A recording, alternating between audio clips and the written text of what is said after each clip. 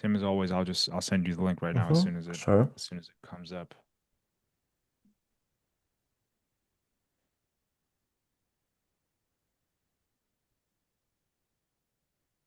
All right.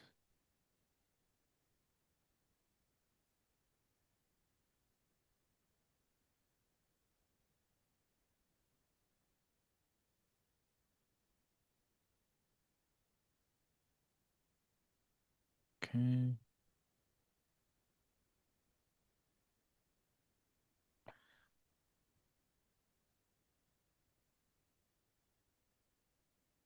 Great.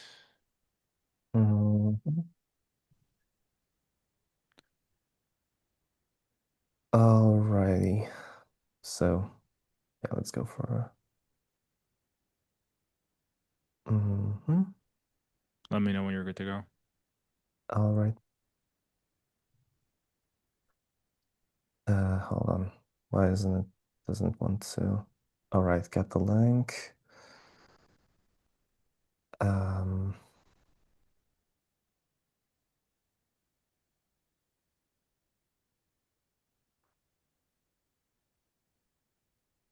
we are ready to roll. All right, good stuff. So, welcome to How Much Time Do You Have? We hope you have the time. I'm Alejandro. This is, Sure stuff. and we are, and it's okay. It took me a while to get that too, so nobody be afraid. It's just Polish. It's no big deal. Just so you know, people, a certain French acquaintance of mine actually got the pronunciation right. You have no excuse. Ah, there you go. But like I said, it's not. No It's hate, this. love my French people. Love my French people, no hating. They're just a little bit of friendly banter. Yeah, no, always. Yeah, there's welcome again to this episode. Today's episode is going to be a little bit more relaxed because the theme is actually very uplifting. We're going to talk about evangelizing in an age of confusion. There's some real there's some plates there's some in real time things happening with some people I'm speaking to, and it's exciting, and I felt like it's also we are called, we have the Great Commission is given to us by Christ Himself to go out and to spread the good news. But very often, a lot of that gets, I think, unfortunately now, a lot of that stuff gets very heavily politicized, and it's very poorly misunderstood, and or poorly understood, and I think it's when I reached out to Trishtov to come onto the podcast and talk about it, I think that it's perfect timing because not only am I again in actual kind of conversations right now with some people, but I am wondering how best to go about it. I have my own approaches that I'm hoping will work based on stuff that I've on my own catechesis and education, but I'm also trying new things out. And then on top of that, Christoph is he's a catechist, so I felt that it was no better person to ask and to have chime in with some feedback. So yeah, exciting times. How are things going for you, Christoph? First, tell us. And Uh, I heard something about a pilgrimage coming up, huh? Things are going all right, and I'm a soon-to-be catechist, to be completely precise. I haven't gotten the gig yet, but Okay. I'm soon to receive it. He's basically Uh, got the gig. It's basically, yeah. Things are actually going pretty all right for me. I'm finishing my thesis, and I'm going to be an actual theologian by the end of September. So I'm very happy about it. And yes, I'm actually planning on going on a pilgrimage to Częstochowa, which is a city in Poland.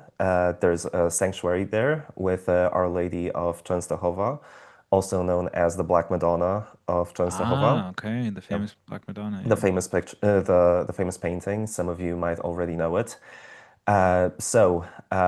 Yeah, August is basically the month of pilgrimages here in Poland, and there's a lot of different groups going on pilgrimages to Częstochowa, which is a beautiful thing. Wasn't it a common pilgrimage site for Pope John Paul the second? I believe so. I'd have to verify it. Because I know that it's funny. There's just to clarify for people, like the Madonna is not actually black. It's Hmm. just that she becomes covered in this in the soot of Yep, all of the candles and the ash that she's exactly. surrounded by through all of the centuries, and there's actually an equivalent of the Black Madonna in Altötting here in Germany, Hmm. which is also Oh, a very it's actually the it was the favorite pilgrimage site of Benedict the XVI. And so then when I was looking stuff into when I was looking about that, I kind of cross-referenced stuff that came up regarding the pilgrimage you just mentioned. mhm. But cool, that's exciting. How far is it from your Lovely. from where you are? Well, a couple hundred kilometers. Like probably around 200. I'm so bad at estimating and guessing, Okay. but like yeah, the pilgrimage, like for me, Yeah, yeah. the pilgrimage is going to take a week, and we're starting off in the city, or rather a town of Yikes. Treblinka with a Walking. beautiful basilica. Yep, walking. Wild. Also, fun little bit of trivia about the town of Treblinka. There's a basilica there, and there's which actually contains a tomb of Saint Hedwig of Silesia for Oh, anyone okay. who's interested. So yeah, Okay. you can check Excellent. it out later on. Excellent. I have only just recently learned about Saint Hedwig, and so maybe you could if people are interested, they can kind of go in and we can talk about it, or maybe it'll come Yeah. back naturally in the course of the podcast. So yeah, that's exciting, dude. That's really great. I haven't been I'm also a very enthusiastic pilgrim. I help to coordinate some of the pilgrimages here in our group. I would love to coordinate one to Poland at some point. So Lovely. if we can do that, then that would be it's great to know that August is the month for that because I think maybe Hmm. I don't know what the feeling is right now for it, but if there's enough enthusiasm, then maybe we can squeeze one in before the end of the summer. For sure. Cool, I hope it happens for exciting, you guys. excellent. So. So yeah, so basically, so let's talk about it. Why don't just again, I'm gonna for the sake of the conversation and stuff, I'm going to feign ignorance on some things and and not on others. But let's talk about why are we why do we need to evangelize? What is evangelization? Who cares? Why is it a why does it actually belong to the many responsibilities that the Christian has?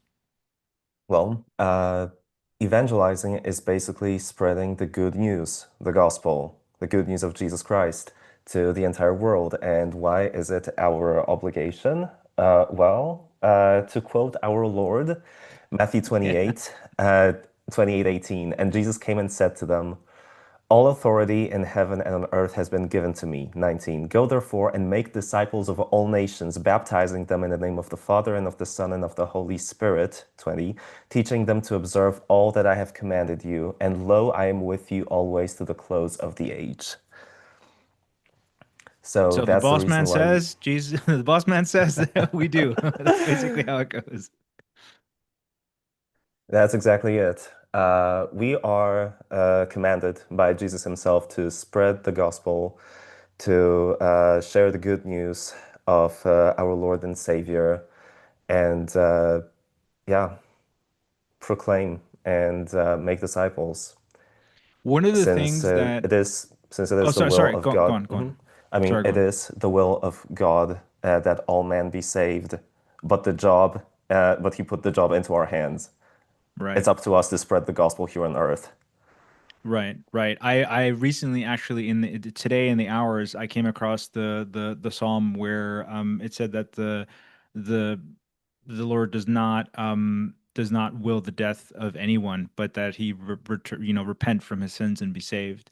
And so often I think it's really interesting. I've wanted to have a similar conversation to this for a long time, and I feel that now this is. I mean, we can't possibly get into this in 1 hour Mhm. completely, but I feel that I'm coming up now on a few opportunities where I'm going to kind of be given the opportunity to really get into these questions, which are safe from what, by whom, Exactly. why? Like, like what I think today nowadays everybody's so caught up in like their third thing, right? Everyone's kind of so caught up in their everyday life, and they're still miserable. Hmm. And so I think that, I mean, at least to kind of segue a little bit into it, I think that's the first thing that I kind of latch on to, that like the bringing up to like asking people, well, why is that the case? Like, why, like, some people have resigned themselves to it. Some people have been like, well, this is just life. And I'm kind of like, well, yeah, sure, but why are you not happy? Like, and why, and why, and if you're suffering, what is your suffering for nothing? Like, is it meaningless? Because Exactly. that sounds like a really terrible universe to live in. Very much so. So what are some of the things, like if again, we can hash this out together live right now. But what would you tell someone if they said to you, yeah, okay, but saved from what? Saved from what? Well, that's a good question. Well, of course, if we were to go full Christian mode, of course, to save us from sin, from hell, and so on. However, for someone who probably doesn't really understand, let's just put it this way: we are living in the age of religious analphabetism, Mm, like that's of religious illiteracy, I should have mm, said. And so, what is hell? What is sin? Like, these words barely mean anything to a modern man nowadays. That's yeah. the unfortunate reality. And yet, we are living in the age of, I like to call it, people say, there's a crisis of this, crisis of that. We are living in the age of a crisis of meaning. We Mm. have lost the meaning. And one thing I can tell you for sure is that because I'm a revert actually. I Yeah, was we both raised are. in we both are. We both are. And one of the things that brought me back to the faith was this sudden realization that if truly if there is nothing awaiting us after death, if we were all just going to end up in a grave eaten by worms and that's it, then life has no meaning and our actions have no meaning. So Mm, we can't even have a discussion on objective morality. We can't have a discussion on the ultimate meaning of life. mm. I believe, to paraphrase Fulton Sheen, like I I was actually uh, there was a period in my life when I used to avidly watch pretty much all the episodes of Life is Worth Living on YouTube, Yeah, like absolutely. everything that Same. was there. That's like basic. That's like you go to that's catechism on steroids. Very much so. Yeah. So, and one of the things I remember from one of the episodes that without God, a man's life is basically a succession of petty little goals. Mm, Basically, a mm, succession of little things that keep him going. Oh, let's achieve this, then, oh, let's go for that, and so on. But ultimately, you won't be able to take whatever you have with you to the grave, like mm, after death. mm. So, yes, you could keep on deceiving yourself as if, oh, let's do this, this, and that before I die. Well, what's the point if you're going to die anyway and you're going to, like, and there's nothing afterwards? Right, right, right. So, yeah, when I was an atheist, or atheist slash agnostic, this thought just shook me to the core. Right, right, right. I can absolutely concur with that and agree and say that just there's for that was definitely one of the things that I was struggling with as well. But what the one that got me was the whole like the meaning of suffering. Hmm. And this whole idea, I think it was, I believe it, I think it was Chesterton who said, who kind of, I'm paraphrasing here, but he was just kind of like, even the man angry at God is angry at something.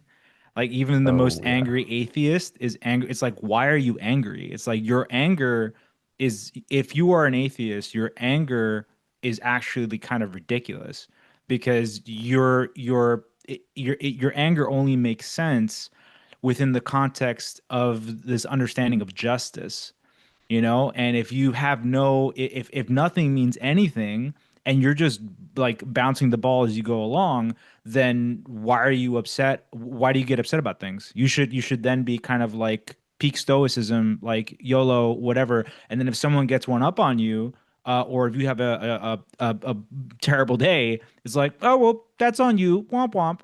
Like, you know, and then that's it. And then you don't learn from it, you don't grow from it. It's not, doesn't mean anything. And I'm kind of just like, I can't, I could live in a universe where things are Mm, meaningless, but that's a really like banal existence. I was mhm, like, I've had too many good experiences. Thankfully, having been raised in the faith, I have too many good experiences to think that that's all there is. You know, so that was one of the, and I was in a really bad space. I constantly think back on the Old Testament where was it Jacob got his hip broken? Was it mhm. Jacob or yeah, Jacob? Yes. And so I was just like, oh, okay, well, yeah, I was in a bad way, and I thought that I could get one better, and then I got somersaulted, and God broke my hip, and now I'm back. Like that's kind of how I tell the story, man, because that's really what it felt like. Very much. It took me quite a lot of time well, God had to really push me hard. Like I had to be like against the ropes to actually get back to praying Yeah, regularly, to come back to church. God had to yeah. break me first to make me come back to him. So, Right, right. And that's so beautiful in a way because he again it echoes St. Paul, right? Who says that when mhm, he's in his weakest, he kind of really finds his true strength. And I think that what's important, I think, for people to keep in mind is that like God is not the one that does the breaking. Like he lets you basically break yourself. He lets you he because there needs to be because the Christian call is exactly that. It's a call. It's an invitation. And it's very much this like, hey, I'm going this way, you want to come? Like, it's really cool over there. Like, yeah. it's like my dad's great and he loves you. Like, it's really, no, really, it's just, it's so, in some ways, it's so, in a very kind of, in a non-jesting, very kind of, a very, actually very dead serious way. It's the simplest call, but it's the hardest one to answer if you yourself are not ready. And the reason it's so important is because again, it's a relationship, and relationship requires consent. And so he's always there, but we're not always there and ready to listen. And it's something that it continuously boggles my mind. um Yes. so yeah, I'd like to segue into the most recent experience, but you got any more Mhm. thoughts on that? Yeah, I mean, God is a gentleman. He's not going to Yes, force himself on us. He's always there waiting, inviting us, but he respects our free will, and it's up to us whether we want to follow him or not. Yeah, I our love choice. that. I love that. No points. Um, so on that note, I recently so for people that might not have seen like past videos and stuff, I am currently in Germany. I'm in the middle of a move. That's why there's a bit of chaos. But I'm in Germany, and I've been here for a while now, and I returned to the faith not like while being in Germany, but not because of Germany, because the faith is very much Yeah. in a state of crisis in Germany. And in any case, one of the things after having returned to the faith, I at some point I went out, I got myself a crucifix, and I started just wearing it, and it's things have been really warm recently, so I'm just out in like a t-shirt. And the other day, someone comes up to me and says, actually, these two young ladies come up to me, and they're just like, "Hey, so we saw that you have a crucifix," and I saw that they had a name tag, and I was like, "Oh, these are the Mormons." And I was like, I was like, okay, cool. So they're like, oh, we saw you had a crucifix, and we were just wondering if you were Christian and what your story is. and I could just tell that they were very keen to talk to someone because the Germans on especially on public transportation can be quite standoffish and quite cold, and Yeah. so so they kind of came over, and it was just immediately as soon as also they heard my accent and they're like, "Oh, you're American," and so we started talking. And long story short, now I'm gonna go hang out with them tomorrow to like after mass or service or like after their service and then and before mass before I go to mass, but then and then on Friday and then next Friday I have like a proper sit down with one of their, I guess, elders or however they call them, to like Ooh. just discuss like the scripture and just talk. And it's really interesting because I think that very it happens so organically, right? It happens so organically and so seamlessly. And I know, like I was straight up with them. I was just like, listen, I'm very Catholic and I have no intention of leaving the church. But if you're willing to talk about Jesus, let's do it. Oh yeah. And that was basically it. And so, and they were just like, okay, cool, like fine, let's talk. And like I don't even know exactly. I know almost, I know close to nothing about what they believe about Jesus and the scriptures. I think they're kind of Arians. Like I don't think they believe in the divinity of Christ, if I'm not mistaken, or they believe it but they Well, don't believe that he's co-equal. Like I'm not sure exactly how it goes. The point of where I'm getting at is that I think right one of the things that when we were on a call earlier today kind of coordinating everything, and I said, one of the things that upsets me the most about the Catholic Church right now is exactly the thing that I'm trying to do, which is trying to engage in actual dialogue without compromising myself and my faith and the things that we know that we hold true, right? A lot of the times right now, again, there's this dialogue happening, but it's a lot of just like, hey, let's be in the same room together and not offend anybody. And unfortunately, yeah. I don't think I have recently been having these meditations on Saint John the Baptist. And I was like, I don't remember Saint John being scared of anybody. Like I don't remember him being scared of anybody. And so it's one of those things where I can't help but think, we need more of the spirit of St. John in the age where we're not afraid. We are going forth in kindness and compassion. Yes, in listening. Yes, in the curiosity to want to understand in the same way that I'm trying to learn more about the Mormons, just to learn. Um, but to be very clear on where I stand and not be willing to give the ground, right? And what are your thoughts on that? Because I can't right now, having reverted, I see that in the span of even just 12 years, right, and having gone through the whole Francis papacy, I think that there's a lot of first and foremost confusion around what evangelization looks like, and then what should our behavior be like in this within this context of evangelization. So what are your thoughts on that? Right. So first of all, I would definitely say ecumenism and interreligious dialogue has sort of going the route of, yeah, let's just sit down together, let's have a chat, and that's basically where it ends. Mm, Uh, and yes, well, when it comes to evangelization, first thing that should always happen is we should always be, as you said, very, very concrete about where we stand, who we are, what we are about, and not compromise on that. At the same time, there needs to be this openness and I would say curiosity about the position of our conversation partner. And balancing it out is always it's definitely a rather difficult task. One thing I can say for sure is that because yes, as Catholics, we believe we hold the the ultimate truth, the and there's fullness, yeah. nothing, the fullness of truth, and there's nothing controversial about it. However, truth always has to be communicated with love. Yeah. So, yes, love without truth isn't love. Truth without love can be weaponized. Right. And so truth and love always have to go hand in hand.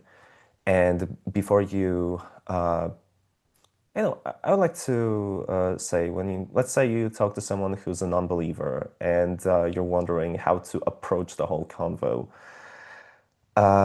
Just be authentic within in what you're doing. Like, yes, Mm. be firm in what you believe.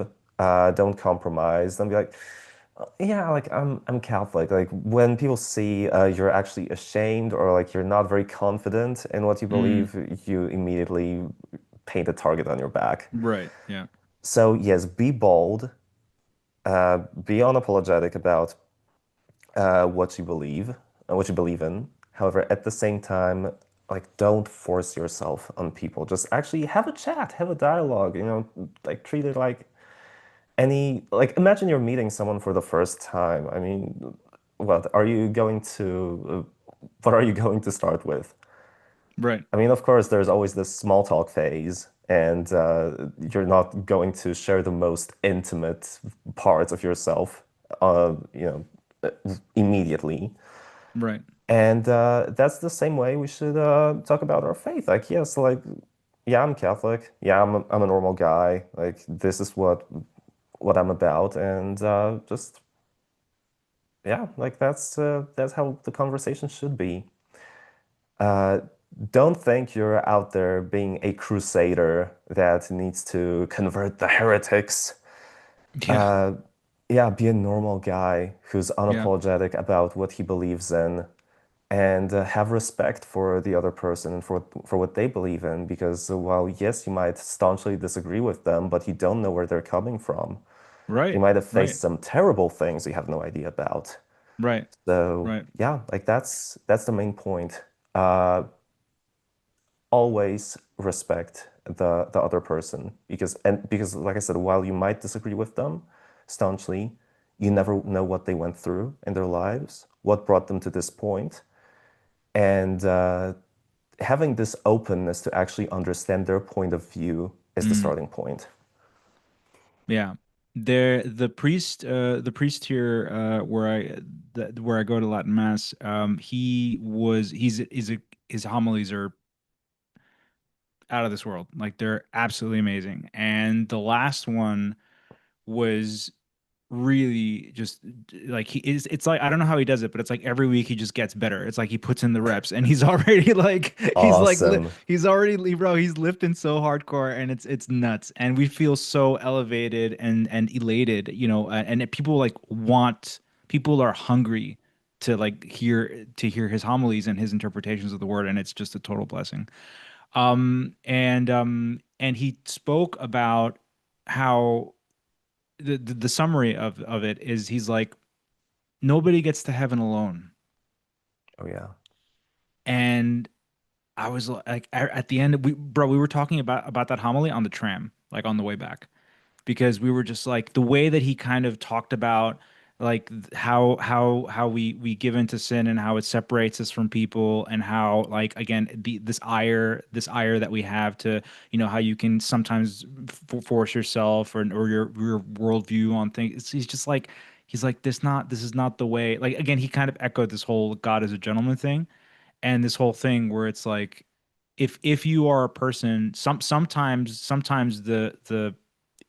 sometimes if you were the person that kind of went through the whole prodigal son situation, like Exhibit A, Exhibit B, it's um, sometimes if you're a person that went through that situation, you come back like really on fire. We had a talk about this, I think, in one of the previous Yeah, episodes with we did. like zeal, right? With the convert zeal or revert zeal, and I think that zeal is more so for you. Yeah, It's more so to keep you on point. And what you need to do is you need to now emanate that love out to people. Like the fruits of that guilt and that prayer and those that penance that you are now doing out of enormous gratitude for having been called back, all of that kind of takes a back seat to the priority, which is like really pushing that out there to people, pushing that love out there to people, and letting them know that you're again curious and really genuinely curious, which I think flies in the face of a lot of what of everything that we're living in today. We're living in this like 15-second TikTok like world where it's back and forth, and it's like just scroll, scroll, doom scroll, and it's like tell me in 10 seconds or I'm not interested, right? And so I think that unfortunately, like guys, there's no fast road to salvation. There's no fast road to the cross. Like there's you have to put in the reps. You have to go through it. And what that looks like is it looks like taking the time to talk to people and asking them about their suffering, asking them about what their life situations, asking them about really I don't want to say commiserating, but just having deep empathy and sympathy with them and asking them questions about how they dealt with it. Because you are like, you are there in this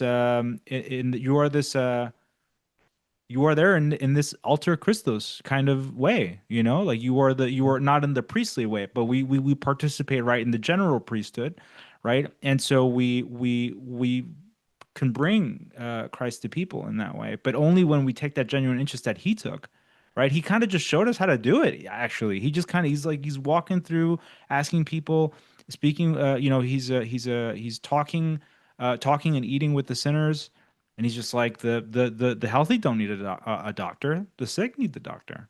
Yeah. You Also, that know? reminds me of a quote I've heard some time ago. To some people, your life is the only Bible they're going to read in their lives. Wow, mic drop.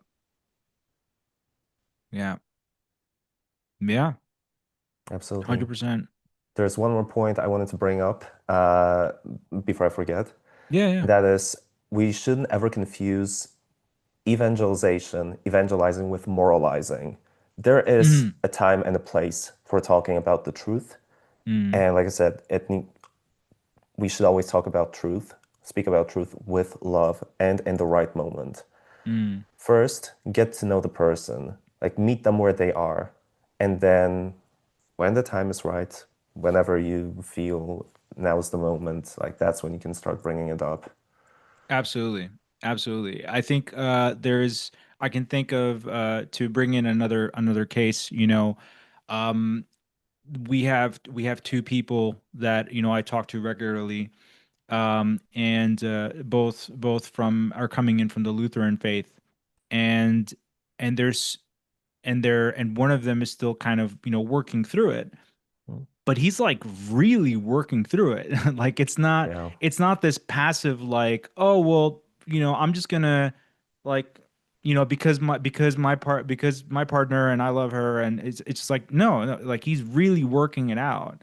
And him and I talk regularly, and he obviously, right now there's it's really hard because there's a lot of confusion coming from Rome. And so it's even harder because I have to kind of guide him through it and be just like, actually, this happened and that happened, and I have to give him a little historical context, and then I have to remind him that this is not new to the church, right? That the church has gone through cycles of losing its way, and then you have great saints that come and, help Peter steer the ship back on course. yeah, And so it's actually kind of everything that you would expect from a divine institution run by flawed men, right? definitely. When So you come on the so Avian papacy. yeah, yeah, absolutely. And And and they, also and they, right before the Luther's 95 thesis and what we call the Reformation.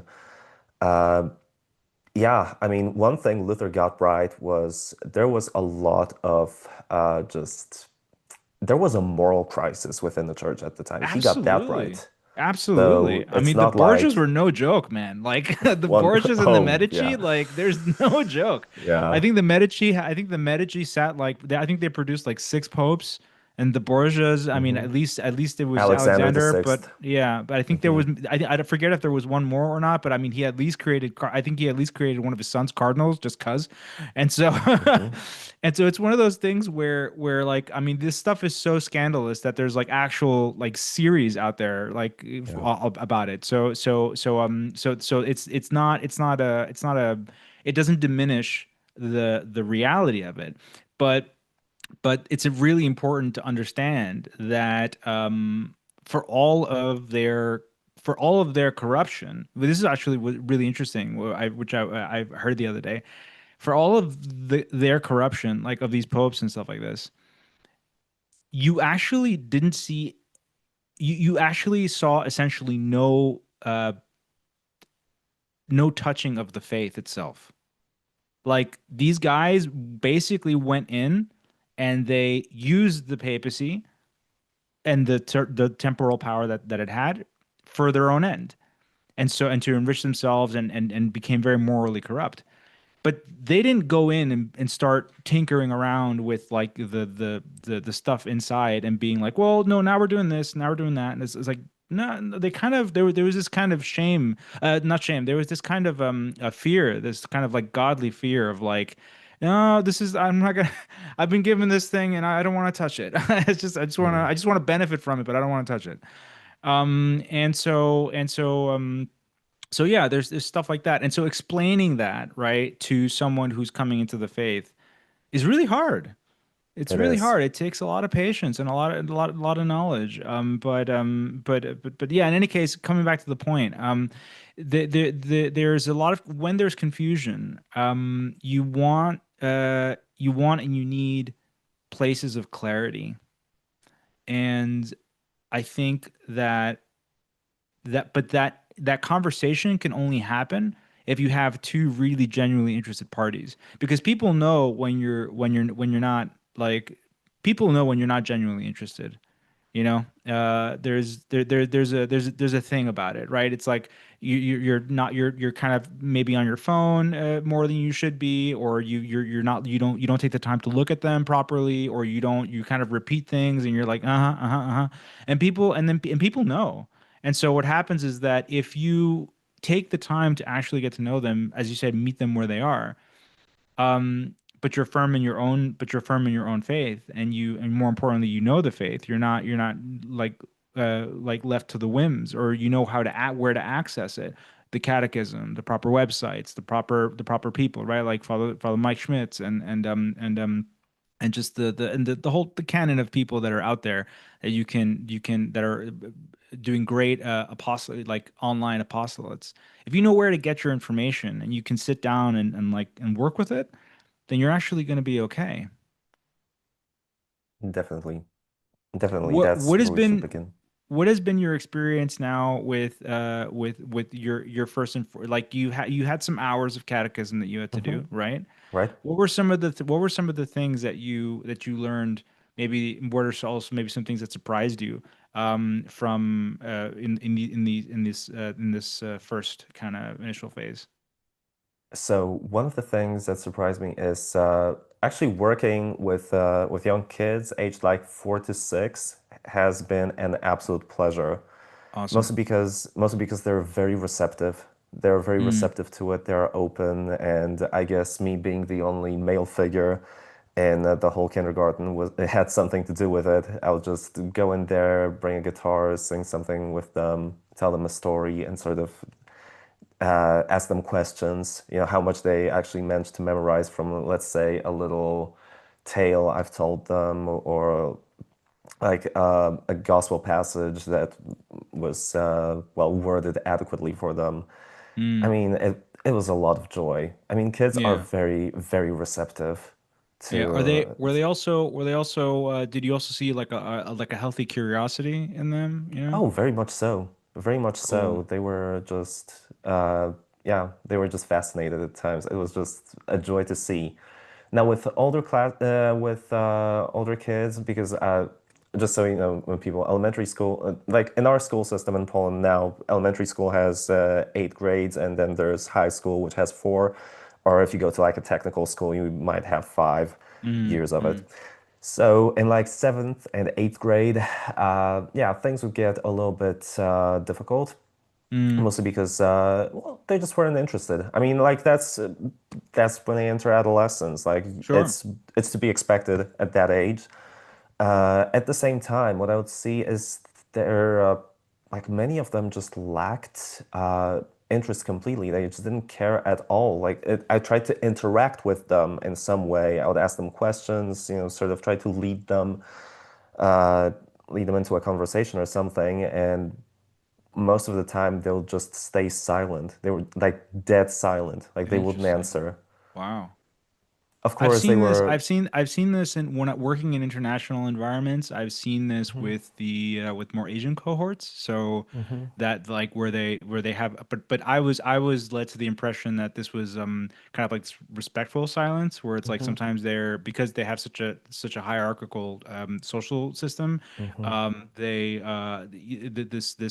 they tend to stay quiet because it's kind of like you're the authority, and so unless you point them out directly, they don't feel like needed to say something. But you guys are in this is a more Western context, and the kids are a lot younger, and so it's yeah. I interesting mean, that you to would be think that they completely have honest all with these you, opinions of the world, but they yeah, don't. I mean, to be completely honest with you, like, yeah, I guess to some extent, I even expected some pushback. I mean, Mm, something to like just, hey, like engage with me in a way, like even give me some pushback, like give me mm, some tough questions, anything. But no, they were just like zombies in there, which was wow. just which was sad to see because like when I was their age, like sure we had our problems already. We would do a lot of stupid stuff and all that, but we were actually communicative. Mm, I mean, my guess is these guys actually started their actually, it might have been due to remote learning, like during COVID. Like mm, it might be that to some extent. But yeah, like of course they were just interested in their phones most of the time. They right. were just looking for the next moment they could pick up their phone and play or whatever. Yeah, I mean, I was a little disappointed because like I would actually prefer because I had some rowdy classes to teach as well, Yeah, yeah. and I actually preferred the kids that were sort of rowdy and maybe Because you had slightly data, you had misbehaving. information. Exactly. Yeah, Like yeah, yeah, they were misbehaving. They were a little bit yeah. rowdy. It's they were like sort of pushing me, but hey, Right, at least they were interacting with me. It's not like I'm right, speaking right. to them and then there's dead silence, which is kind of dystopian if I'm honest. Right, right. That is wild. So what would this be like Generation Alpha, I guess? Mm, I mean, uh, seventh and eighth grade, that would be like probably late Gen Zers, early Gen Alpha. Okay. Got it. No, early Gen Alpha, they were like, we're already in 2026. That's wild. Yeah, No, they it's were fine. born. It doesn't matter. The They were born timeline's at, always shifting anyway, so I don't keep yeah, I track of all mean, of it. born after 2010. So yeah, Gen Alpha. Yeah. No, that's wild. And I mean, I think again that I would be very interested into to keep an eye out on that. I'm curious if that's a trend that continues, like where people are just like where the kids are just are they silent because they're like why they're so silent, you know what I mean? Like because Mhm. again, we have a here in the West we have a very horizontal kind of structure right now. It's just kind of like it's basically like your parents, right? Your parents, and then it's your teachers, and like that's it. There's no kind of there's this. It's just very very horizontal now, and so I'd be very curious. Um, moving really quickly, change or Mhm. to coming back to the topic. Um, I so there's the thing going on with the Mormons, and I'm excited to talk to them and to explore that. And I think that a few things that I want to encourage people. Um, very much like when you if you are not like I'm formed in the faith. Christoph is formed in the faith. Uh, if you are new in the faith, and you still want to talk to people, right, about this experience, about your way to finding the Lord and all of this, and coming to the church. You want to build community. I think that that's great and amazing, and do it.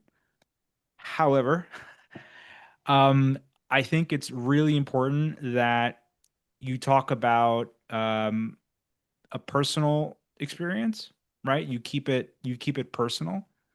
You don't try to become this apologetic person overnight. Um, the beautiful thing about it is that the church, if you have questions, the church does have answers. So it's not like we're gonna spitball it as we go. We're gonna go and make it up as we go along. There are catechisms. There are several catechisms, not just the one catechism. There are catechisms dating all the way back to the Didache, which would you could some scholars consider to be the very first catechism, which was written in the apostolic age. So you have books that and texts that have existed for 2,000 years, that have evidence, that have a nice lineage of the answers. And you have tradition, and you have more than enough that you can that you than you can do in a lifetime. However, all that stuff starts out first and foremost with your personal relationship to Christ. Read the scriptures, because ignorance of scripture is ignorance of Christ, Saint Jerome. And get in on the catechisms, and understand and read the catechisms, and understand, and like, go right now. The texts have never been more accessible. You can get it for free as a PDF online. You have more than enough resources.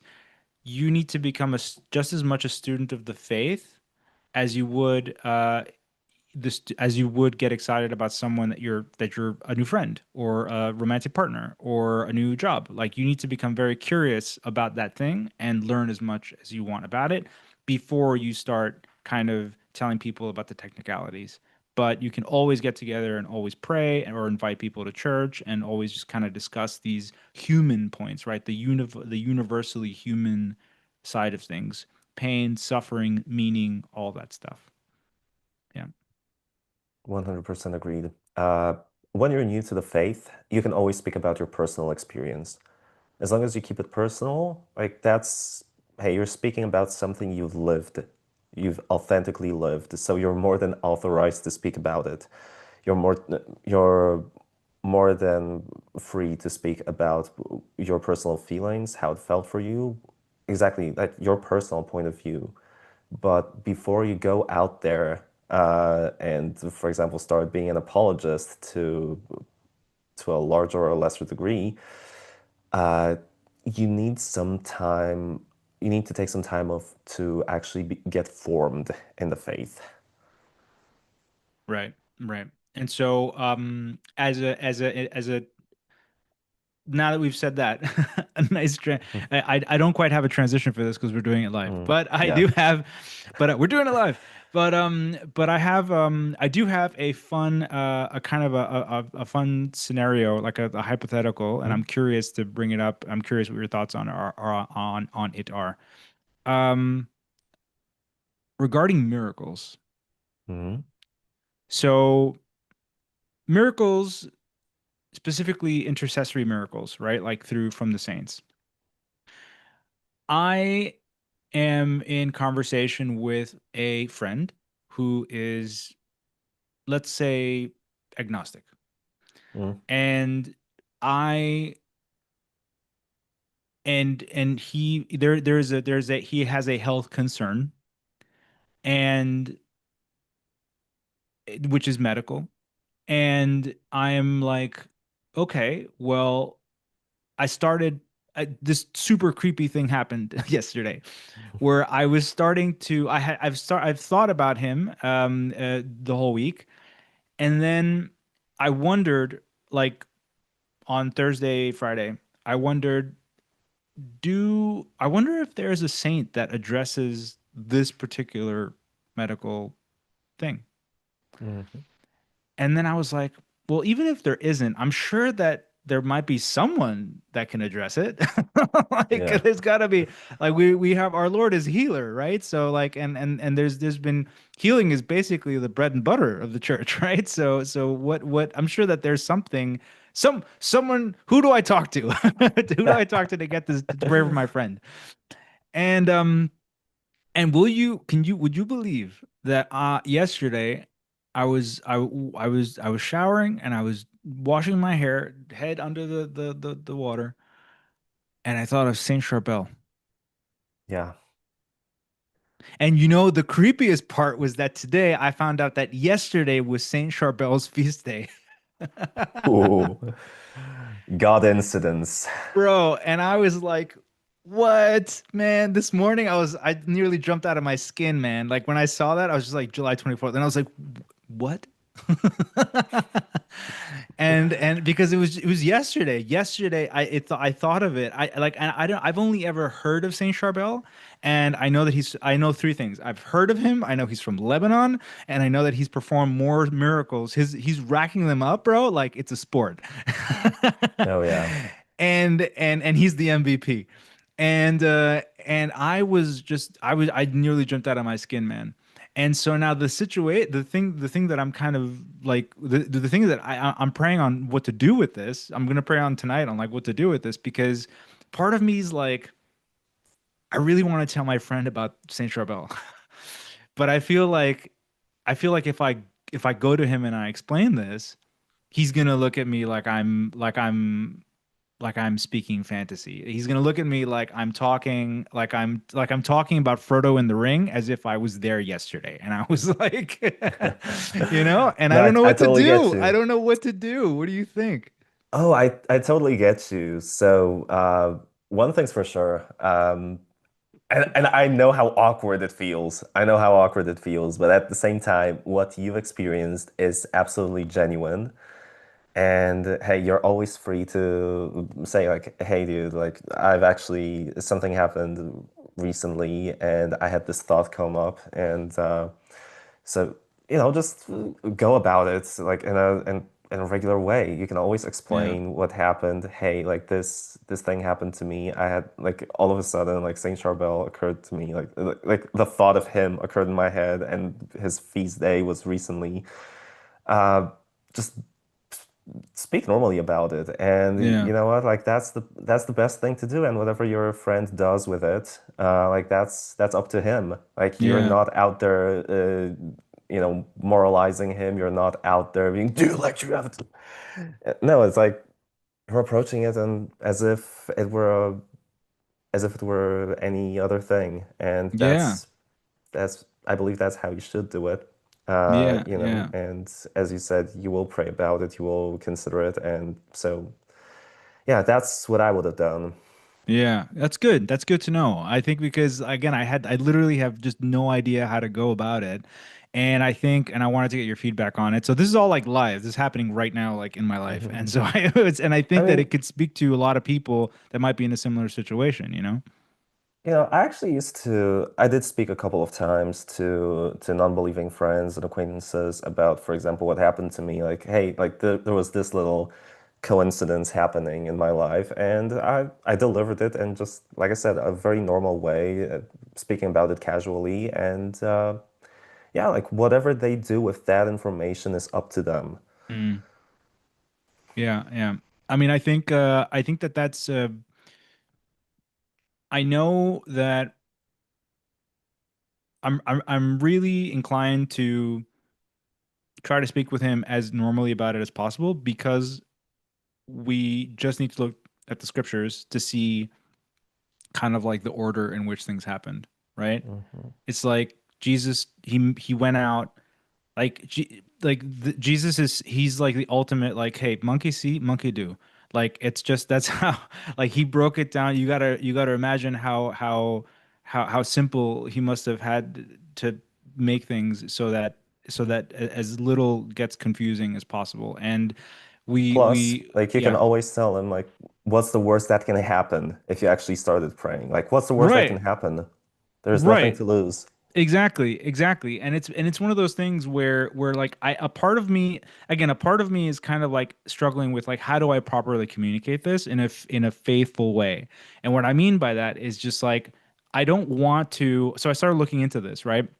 Again, as an instrument, thinking about it as an instrument of evangelization, right? Like as a way, and not in this way of like, okay, cool, like how do I orchestrate it? So no, it's like I started thinking about like how do I how do I present this in the way where I'm kind of like, listen, this the for example, hypothetically, right? You call to I already found out where you can get it. You there's an organization, they handle all the logistics for the oil, the sacred oil, right, from Lebanon. You can request the oil, you can make a donation, but it's not, you don't buy it. You request it, and as soon as you basically, I imagine you get put on a waiting list, and then you get it whenever it's available because it's free and the church doesn't sell it. That's not simony. So, so the thing is that I started looking at the oil and the process and everything, and I was like, okay, so how do I present this where I'm kind of like, so I know you and I both know that you need this healing. And I believe that if you believe, the Lord will work somehow. I can't guarantee that, and and it adds a layer of complication, the fact that you are at most ambiguous about it. But it's like you said, but it's like you want to kind of say, what do you have to lose? But you don't want to say it that way because then it's kind of just like, well, it's a throw of the die, right? But that's not Mhm. what it is, right? It's not a throw of the die. It's like an actual we believe as a sacramental, especially like if he eventually does get the oil and does start to at least use it and then pray and then I would pray for him. We do believe that something is happening. We just don't know exactly what, and we don't know what that healing is going to look like, right? It might be the full physical healing of the blind man that was like the blind man that was born blind, right, at the temple, or it might be a certain spiritual healing, right, that he needs that is not tangible to the senses, right? So we don't know what this is going to look like. We just know and believe that something divine is going to happen, and I think that's kind of the thing that I was struggling with to do and package because the fact of the matter is we don't know. It's God's only God knows, right? Exactly. Only God knows. At the same time, like, yeah, communicating it is definitely a challenge. I will Mm, admit. Whew. Yeah, I would have to, like, if I were you, I would definitely take some time out of my day to think how I'm going to talk about it, how I'm going to present it. yeah, But I mean, and there's no like 100% right way of doing it. Just be as natural as it gets. And that's, like I said, that's pretty much the best you can do in that moment. right, right, right. I think that there is a wrong way to do it, but there's no perfect right way to do it. I think is the Yeah, way to say it. When I was agreed. reading on it earlier today, I was thinking, I had the I think the website that is very well curated was talking about it, and it basically was just like really make sure that you would like if you do get the oil and you start to use it, like really understand what sacramentals are, what they mean, like what that entails. It's not magic, and it's Hmm. not, and it kind of I like it. It really went a long way to help explain that. And so, but anyways, wrapping it up because we're out of time for this episode. Wrapping it up, the main idea is that there are many ways that you can go out there and that you can bear witness, that you can evangelize. You're evangelizing because it is not because it's nice, not because it's easy, because it's actually probably one of the most difficult things I've ever done. But it's you're doing it because you have something that you want to share, right? You're the salt of the earth and the light of the world, right? That's what the Lord said. And so we are there to put flavor and to bring light, into dark and tenuous situations. And so I think that like I'm really inspired by it. I'm really moved by it.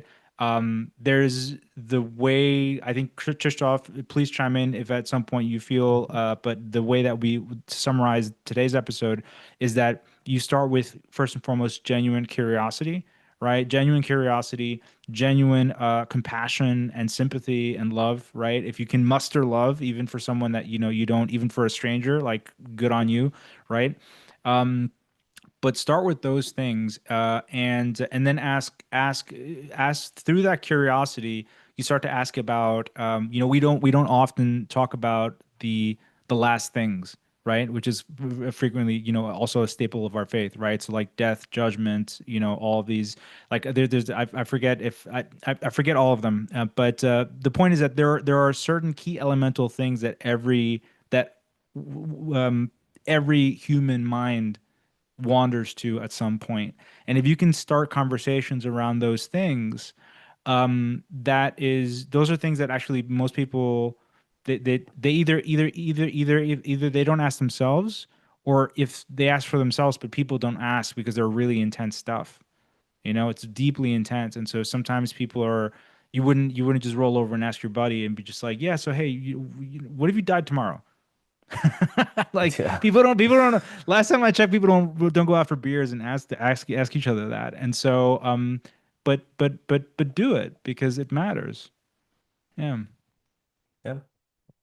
Absolutely. Like that's the way to do it. Start off with curiosity and start with meeting the person where they actually are. Develop a relationship first.